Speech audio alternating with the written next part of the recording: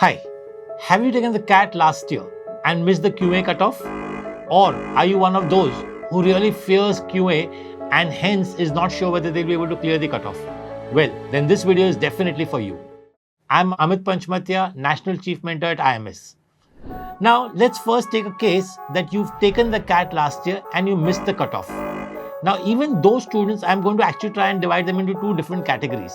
The first category is the ones who really worked hard, did everything well, revised the concepts, solved enough questions, but maybe missed the cutoff marginally. What should they do? And the others are those who maybe had not have enough time for preparation, or the ones actually did not understand what to do in QA properly. And now the second part of the video will be for those. The first part of the video is for those who have missed the cutoff marginally. When I mean marginally, they could have even got a 70 or 75 percentile, but they had worked hard enough last year. Now for those students, I always recommend the method of starting backwards. What do I mean by that? So what I would suggest is you start solving questions. When I mean questions, you could start with the topics which you're not very confident with, especially arithmetic, time, speed, distance, or topics of algebra like maxima, minima, functions. Start solving questions first, whether they could be form of a class exercise, practice exercise, or whatever, or write the benchmarking test again. And once you start solving questions, you will realize where you're faltering, which are the concepts you're not very sure of. Then you can go back and revise those concepts. Okay. For these students, also it is going to be very, very important, the test series. Before the test series starts, say suppose the test series starts properly in July, August or whatever, before the test series starts, you should have taken enough section test. Because the class test gives you a different feedback while a section test gives you a different feedback. What happens in a class test? You're aware that this question is from say number of factors. Suppose if I'm doing a chapter on number of factors, then I know that I have to apply those 2 or 3 concepts only. But when you look at a section test and when you look at the whole thing together, you really have to be first aware of which topic is this question from, and then can I apply a particular concept or not? Is it a mixture of 2 or 3 concepts? And hence solving enough section tests before your test series starts is very, very important. One more thing maybe which you have missed last year is that you have not taken enough tests. When I mean enough tests, enough mock tests. Suppose if you're an IMS student, please take all the SimCats. We have 20 live SimCats and we have approximately 20 or 25 take-home tests. What is the use of these take-home tests? Understand that take-home tests are also very, very important. All the trial and error which you want to do in terms of whether should I attempt only arithmetic first, should I practice geometry well, should I practice algebra well, all that you can do the trial and error in the take-home test, and hence please attempt enough tests. For the repeaters, taking enough tests is one of the most important thing. And keep looking at every time improving your score by adding topics. Suppose last year you were not very good at geometry. Then maybe geometry you can start like a basic student. Go through each and every concept of geometry, go through each and every theorem, and then again try the test. Whether that was geometry, whether it was time, speed, distance, whether it was time and work, any topic, please polish one topic every time. And that is how you will most probably this will help you to clear your cutoffs. If you're doing any chapter fresh, the best way to go about it is first do the concepts of that chapter, do the class exercise, whether you do it from a book or you're from your IMS book, or you do it from any random book, and then do some practice questions and take a test on that chapter. That is the best way to go about a particular chapter in Quant. Now let's have a look at the second part of the video.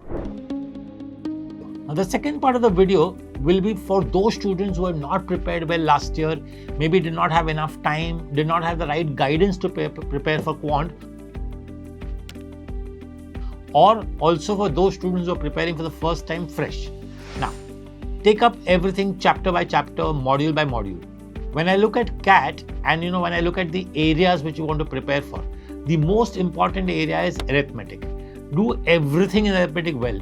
A lot of people say, okay, percentages does not have a lot of weightage, ratios does not have a lot of weightage, but understand these topics, say a percentage or ratio, even if though it does not have a lot of weightage directly, you still need to do it really well, because without that, doing a profit and loss, simple interest, compound interest, or time, speed, distance well is impossible. So please do each and every topic from arithmetic really well, right up to time and work and time, speed, distance. do your mixtures and allegation well, study all your formulas for compound interest and simple interest, and prepare for arithmetic really well. You have approximately 7 to 9 questions in arithmetic every year, and once you are thorough with that area, you more or less are confident that you can clear your cutoff. Then the remaining topics can become your scoring topics, where basically you will now improve your score. The second area which you should always focus on is either algebra or geometry, depending on your choice. If you were good in school maths, so for example, I always tell people that if you're good at school maths, till 10th standard you've done really well in maths, then geometry should be definitely your area which you should pick up, because geometry is something which you can always revise with a lot of theorems and everything. So do your geometry well and start practicing a lot of questions, and you will start getting questions. Now, the third area could be vice versa. If you've done algebra as the second area, geometry becomes your third area, or vice versa.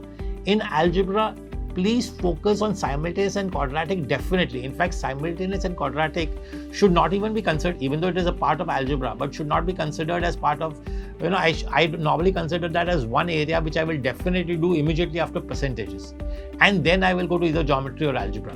Why? Because that is a definitely very easy area, and also a very, very scoring area, and questions around that, especially quadratic, are definitely asked in the test.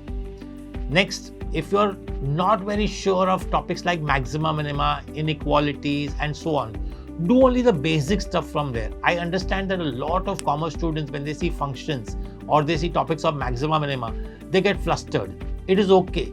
At least do the basic stuff correct, which is the straightforward questions correct, and hence start scoring marks over there. That's my suggestion. Next should be number system, and then PNC probability. Lot of people put a lot of stress on PNC and probability, but if you very frankly see in the last 4-5 years how many questions are being asked from PNC probability, not a lot. Yes, it is a very interesting area. People always feel that they should do it well. I also agree you should do it well, but very frankly for me, I always believe it's an area which has not a very high accuracy. It's not a very high accuracy area, so people miss out questions around there, make small errors, and get negative marking. So I would focus more on number systems before PNC and probability. Arithmetic progression, geometric progressions with logarithms are one of my favorite areas to do, and you should definitely do them. As usual, how should you prepare a topic? Always go through the concept. So if you're an IMS student, we have created more than 150 concept videos covering each and every small concept of Quant. So you go through a concept video for a chapter, try the class exercise, the whole class exercise. We have video solutions for those also. Then you do the practice exercise and the benchmarking test. With the benchmarking test, you also get AI questions, so you can keep replicating the test as many times and you can get enough questions there. Till you are not sure of a particular topic, keep going through it. Spend 2-3 days, 4 days for a topic, and I'm sure you will do well. And same way, if you keep going ahead topic by topic, please don't keep jumping topics. Once you've started percentages, ratios, profit and loss, simple interest, compound interest, finish all that so that you are sure of those areas. Same way then simultaneous, quadratic, and then move ahead. Well, once you've done all this, move on to section test. As I said in the earlier part of the video also, section tests are more important to me than class tests. Why is that? Because section test will test you on different areas together. What about a question where there is time, speed, distance and geometry together?